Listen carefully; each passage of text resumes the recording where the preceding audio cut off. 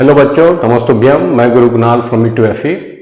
आज हम सब होमोजेनियस मिक्सचर को अलग करने के बारे में पढ़ेंगे और उसमें भी एक खास तरीका है जिसको क्रिस्टलाइजेशन बोला जाता है, उसके बारे में जानेंगे। A homogeneous mixture is a mixture in which all components are uniformly distributed throughout the mixture. The composition is the same in every part of the mixture. तो एक जो होमोजेनियस मिक्सचर होता है वो एक ऐसा मिक्सचर होता है जिसमें सारा कंपोनेंट जो होता है वो यूनिफॉर्मली डिस्ट्रीब्यूटेड होता है, एक ही कंसंट्रेशन सब जगह होता है कि नहीं। तो कंपोजिशन मिक्सचर का सारा एक ही जगह होता है, सारा का सारा एक जैसा होता है सारे जगह पे, है कि नहीं। तो यूनिफॉर्म होता है।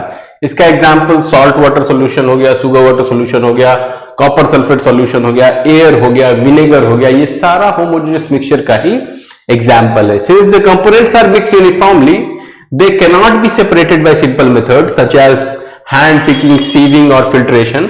Special separation techniques are required.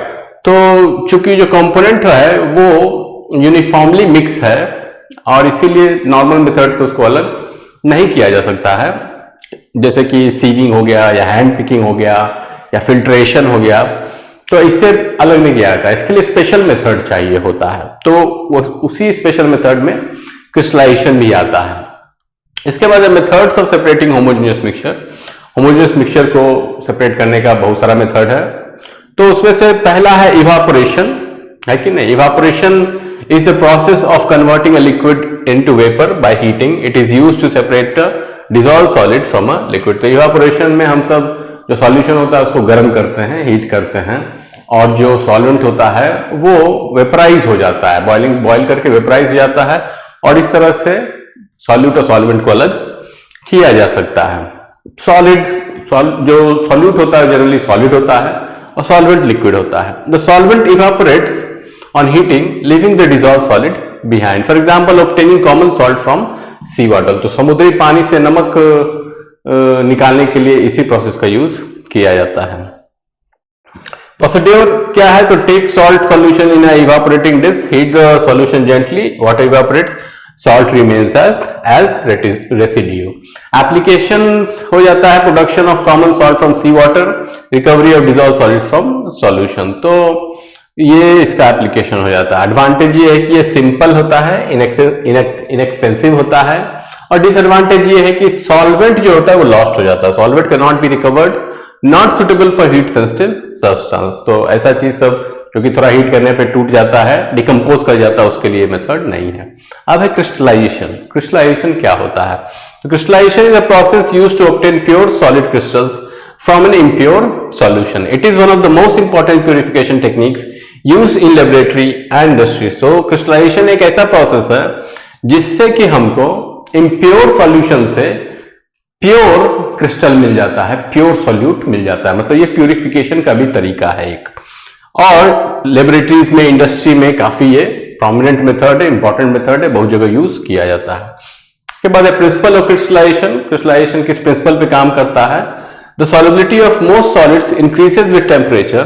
When a hot saturated solution is cooled, the dissolve substance separates out in the form of pure crystals. तो सॉल्युबिलिटी जो अधिकतर सॉलिड का होता है वो गर्माने जैसे गर्माते हैं, टेम्परेचर बढ़ाते हैं, वैसे वैसे बढ़ता है। तो एक हॉट सैचुरेटेड सॉल्यूशन जो होता है उसको जब हम ठंडा करते हैं तो उसका सॉल्युबिलिटी घटता है, और एक्स्ट्रा सॉल्यूट जो है वो क्रिस्टल बन के प्योर फॉर्म में बाहर निकल जाता है, और इसी तरह से हम सब प्योरिफाइड क्रिस्टल्स निकालते हैं। Why crystallization is better than evaporation. Crystallization evaporation से ज्यादा अच्छा क्यों होता है, because evaporation may not remove all impurities. Some solids decompose on strong heating. Crystals obtained may not be pure. तो इवापोरेशन में क्या होता है, गंदा सॉल्यूशन होगा तो क्रिस्टल भी गंदा ही निकलेगा, है कि नहीं। इम्प्योरिटीज को वो अलग नहीं करता है, प्यूरिफाई नहीं करता है।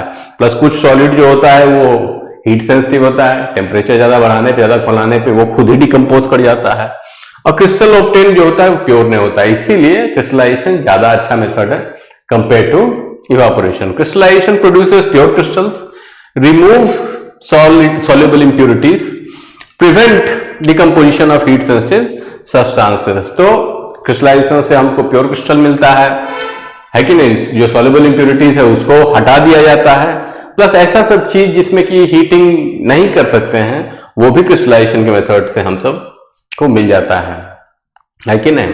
इसके बाद क्रिस्टलाइजेशन ऑफ कॉपर सल्फेट। इसमें हमको कॉपर सल्फेट चाहिए, पानी चाहिए, बीकर चाहिए, बर्नर चाहिए, ग्लास रॉड चाहिए। प्रोसीड्योर क्या है? dissolve copper sulfate in water by heating, continue heating until a saturated solution is obtained, filter the hot solution to remove insoluble impurities, allow the solution to cool slowly, blue crystals of copper sulfate appear, separate and dry the crystal। तो पानी में जो है copper sulphate को घोलते हैं, गरमाते जाते हैं, घोलते जाते हैं, गरमाते जाते हैं, घोलते जाते हैं और सैचुरेटेड सॉल्यूशन बना देते हैं, लेकिन फिर उसको सॉल्यूशन को फिल्टर कर देते हैं, फिर उसको धीरे धीरे ठंडाने लगते हैं।